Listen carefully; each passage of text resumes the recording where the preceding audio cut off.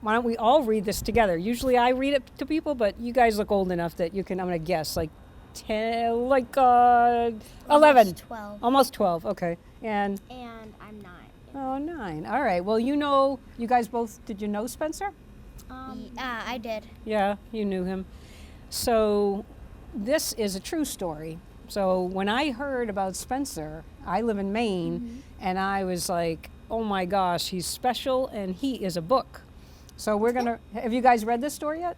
I've never read it. All right, you haven't read it either? All right, so why don't we take turns? Like I'll read the first page. So Spencer, Boston's beloved marathon dog. All right, so we'll start. So it's dedicated to Spencer and all dogs who light up the world with love. Okay. So they called him the angel dog. Spencer had golden colored fur, big brown eyes, and a heart as big as the Boston skyline. Wherever he went, he made people happy. You're like a little angel, his dad said. You're too good not to share. Before he grew old, people all over the world would know Spencer's name and how he cheered for thousands of runners in a famous race called the Boston Marathon. All right, we can start with you. You ready? Yeah. Spencer was no ordinary pup. He learned new tricks quickly and posed for pictures like a movie star. Like other golden retrievers, Spencer loved to carry things. He clutched his favorite frisbee during walks, fetched letters and packages from the mail truck, and brought his own umbrella and floppy hat to the beach. Great. All right. Spencer had a special gift and could sense if someone was scared, sad, or lonely. His brown eyes studied their faces, and he'd offer his paw to say hello. Everything is going to be okay, he seemed to say. Spencer's dad knew his dog could do more than make strangers smile. A lot of people in hospitals and nursery homes could use some extra love. Would you like to help them, buddy? Spencer wagged his tail. Great job. If Spencer was going to be a therapy dog that comforted people, he had to work hard. He trained for many hours and learned to sit, stay, and come. He learned how to wave goodbye and stay calm in crowds or strange places. His first job was at a school. The children were excited to meet him. They clapped their hands and waved hello. Spencer turned to his dad, nervous. "It's okay," his father said. Slowly, Spencer walked toward the students. They petted his furry head and told him, "We love you." He rested a paw in their laps, as if to say, "I love you too."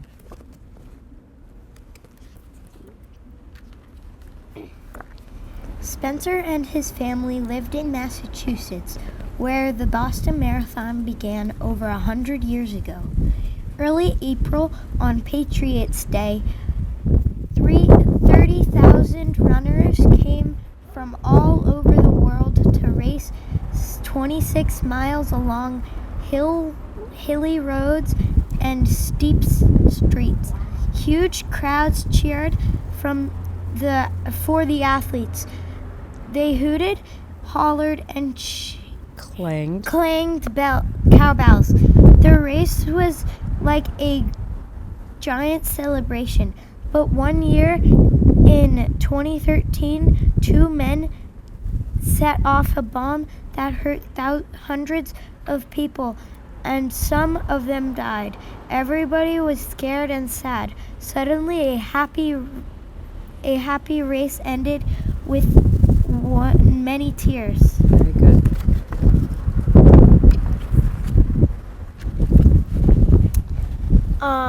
The next year, runners and fans returned to Boston Marathon, but many people were worried that something bad might happen again.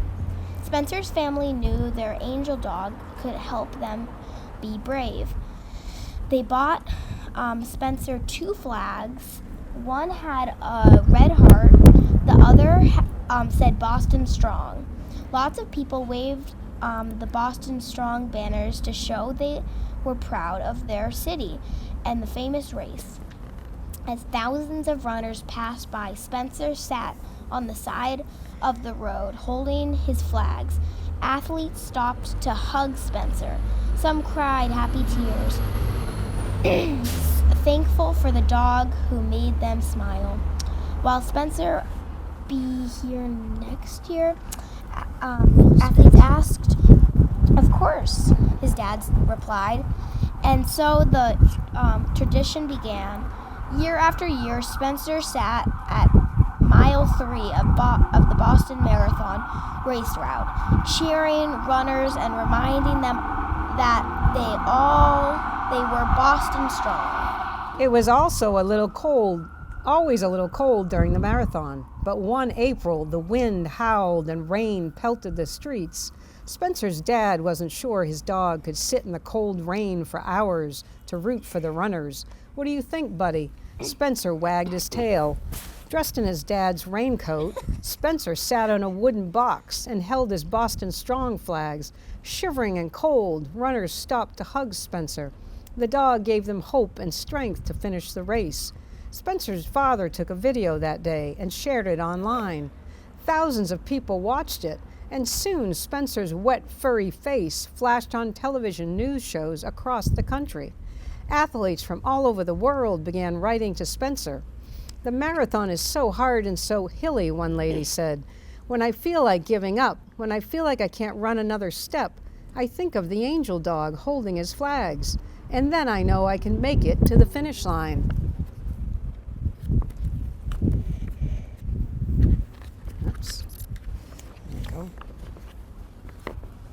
Athlete, Although he had thousands of admirers, Spencer numbered one fan was Penny, another golden-colored dog that his parents had adopted years earlier. Spencer and Penny swam in the ocean together, chased each other in the backyard, and slept side by side. But one day, Spencer did not want to play. He lay on the floor and tried to tell his parents something was wrong. The veterinarian said Spencer was sick and had a bad lump in his body. The doctor removed it and Spencer came home wagging his tail. A year later, the veterinarian found other tumors. She gave Spencer medicine to feel better, and when the Boston Marathon began, Spencer was ready. Runners knew Spencer had been sick. They hugged him and knelt beside him for photographs. "Keep fighting, Spencer," they shouted. When Spencer took a break, Penny picked up his flags so her friend could rest.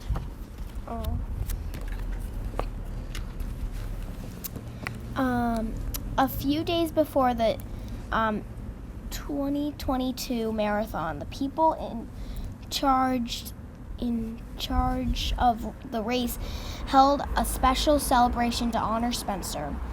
For 8 years, he had cheered for the runners in the rain, the cold, and even when he was sick, like rock stars on their way to a concert. Spencer and Penny rode in a limousine to a fancy Boston hotel. A crowd of TV reporters waited and shouted Spencer's name as he leaped out onto the red carpet. During the ceremony, a roomful of people cheered as Spencer received his own race bib and was declared the official race dog of the 126th Boston Marathon. Sitting tall and proud, Spencer flashed a toothy smile and beamed for the television cameras.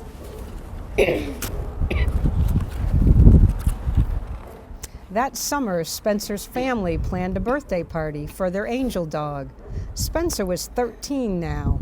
700 people, kids, dogs, and Boston Marathon runners gathered to celebrate.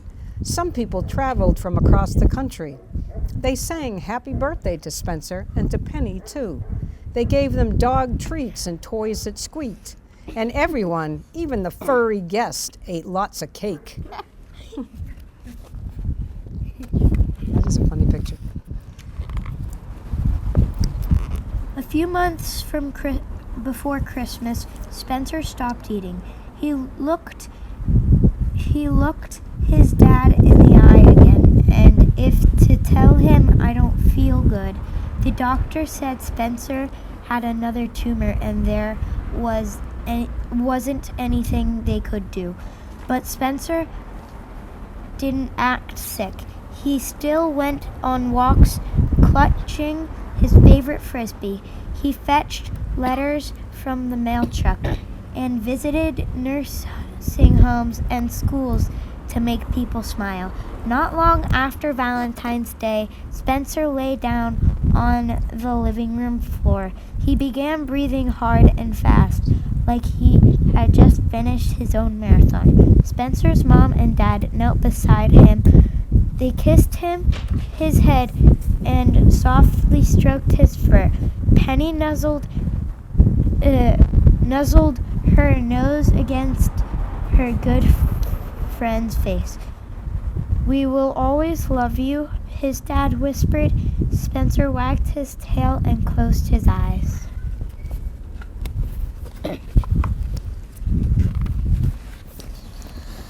People all over the world were sad that Spencer had died. They would miss the Boston Marathon special fan. On the day before that year's race, more than 200 golden-colored dogs walked the last mile of the marathon to show their love for Spencer and for Penny, who died soon after her beloved friend. An army of golden fur strutted down the Boston streets. Tails wagging, they bounded across the finish line. When the 127th Boston Marathon began the next day, Spencer's parents stood at the mile 3, the same spot where their dog had proudly held his Boston Strong flag for so many years. Runners shouted Spencer's name. "We will never forget him," they promised. Some runners said they felt Spencer's spirit and believed the angel dog was still watching over them while still cheering them on. Good job. That was tricky.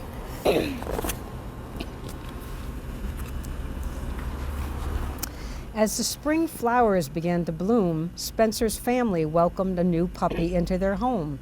They named the dog Jimmy, and before long, the pup with the fluffy white-colored fur was posing for pictures and making friends with everyone he met. Spencer's family missed their angel dog, and they missed Penny too. They knew no other dog would ever take their place. But maybe, when Jimmy grew bigger, he could hold the Boston Strong flag and cheer for runners in the famous Boston race. Maybe Jimmy could make lots of people happy and inspire them to never give up, to never lose hope, just like Spencer.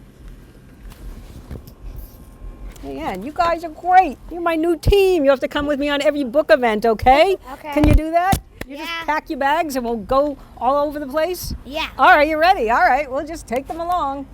Okay, you can come in my Bye, van. Mom. Bye. We're going on the road to promote Spencer.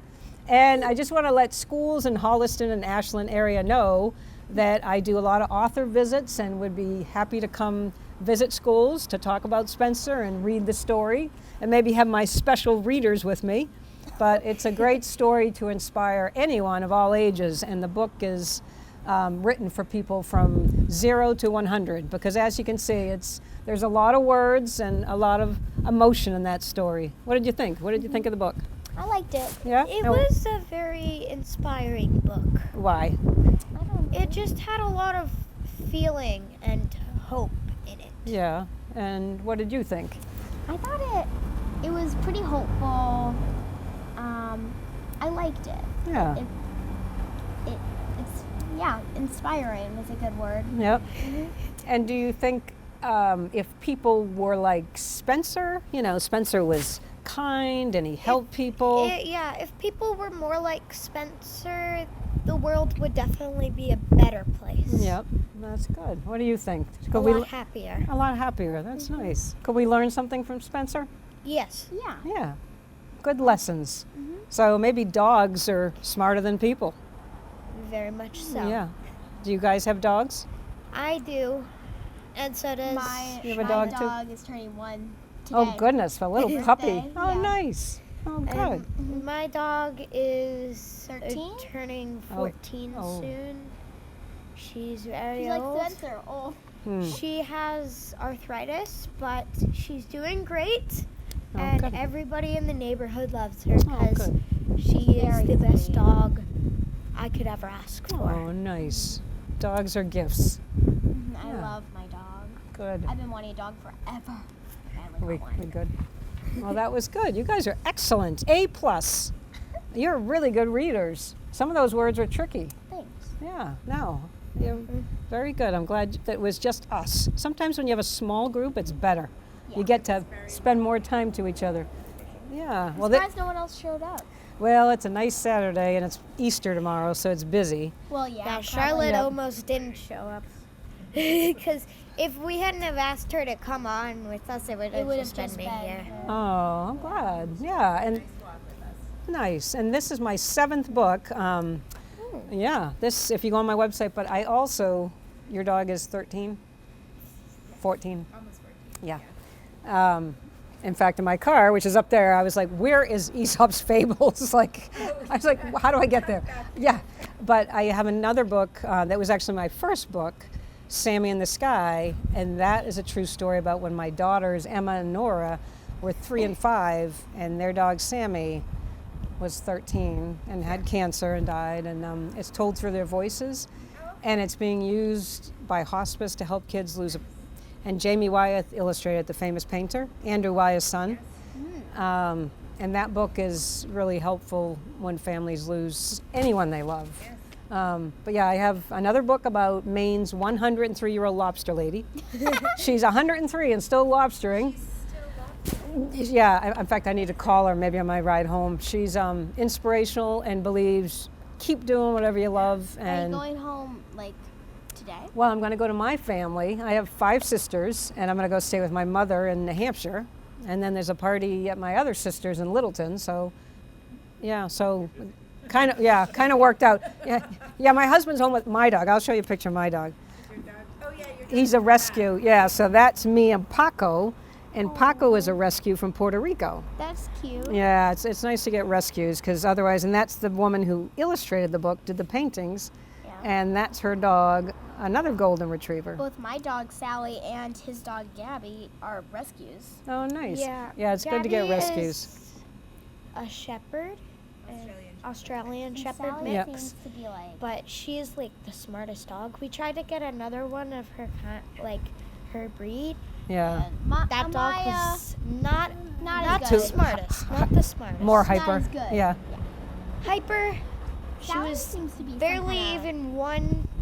She was like one. before you had to But Yeah. she we had trained her for several months. Yeah. She still She she was is better, hyper. but Just a lot of energy. yeah. Yeah. She Sometimes. peed all over. Oh, that's no fun. But it's also because we weren't always home, and Yeah. sometimes if